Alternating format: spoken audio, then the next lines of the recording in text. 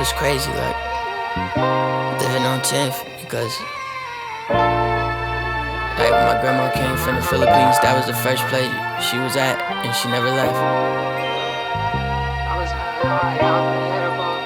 I'm just thinking about all the shit that happened when a nigga was like on that porch, walking from my uncle's real slow. I was fucked up off of edible, playing Tekken with depression's terrible. But I looked up and was like, damn, there she go. I used to fuck your homie, now I can't. You gave me that pussy from the gate. They always say you shouldn't fuck on first dates, but I can hate you afterwards, so I wait. I see my first love on this porch. I seen a weapon draw blood from this porch.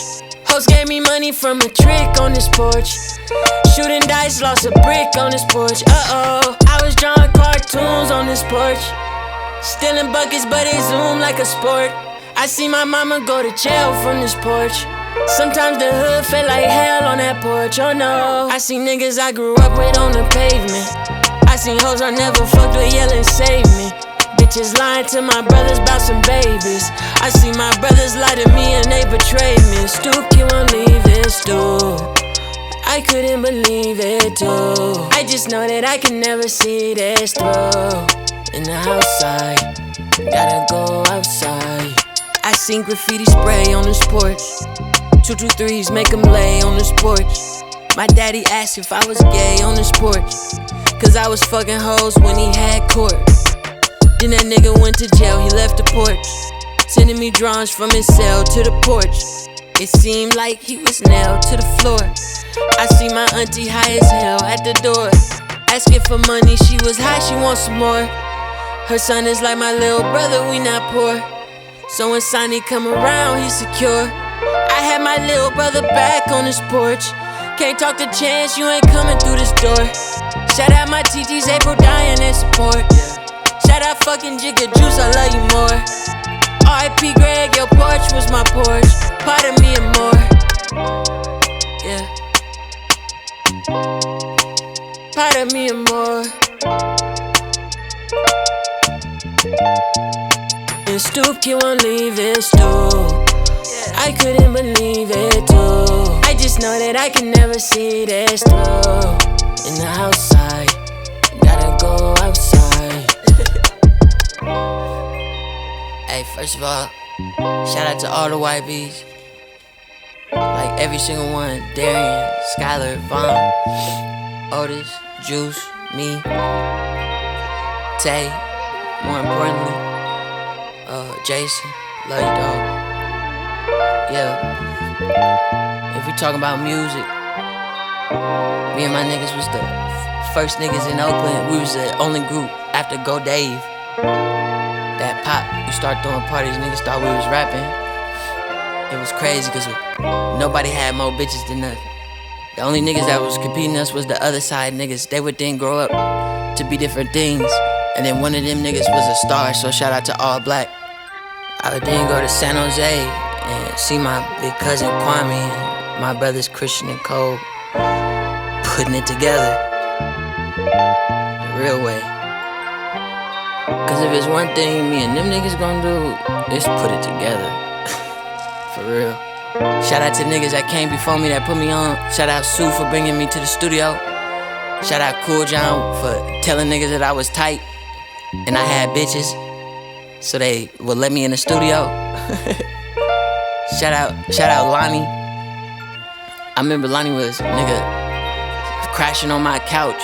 I remember I picked up her and this dude in Berkeley. She was like, let's go pick up my cousin. And we just talking in Berkeley. And her cousin, this nigga named Benji, ended up living with me, being my day-to-day. That was like 8 years ago. That's what the whole focus of this album was 8 years ago. At the recording of this, but whenever you hear this, whatever year you in, I just hope you feel the authenticity, cause it's the first song that I really cried on since I recorded the outro to my last album, Dior Deposit. But now we passed Dior Deposits. Dior Deposit was about the work that a nigga put in, like literally the deposits I made in the bank to afford Dior. We done had Dior, we done lost it, we done sold it. We'd have put it on Depop. Llmind might have put it on eBay. You know what I'm saying? We passed that. Now it's about the maintenance. So I'm reflecting on before I had anything to maintain. Because in the world where we got pandemics and quarantines and niggas can't even go the road or make money how we used to, I needed to make this album for myself so I could get past it. I was thinking about, my ex Asia. Everything was a muse for me, especially her, my baby Chai, and my mama. You know what I'm saying?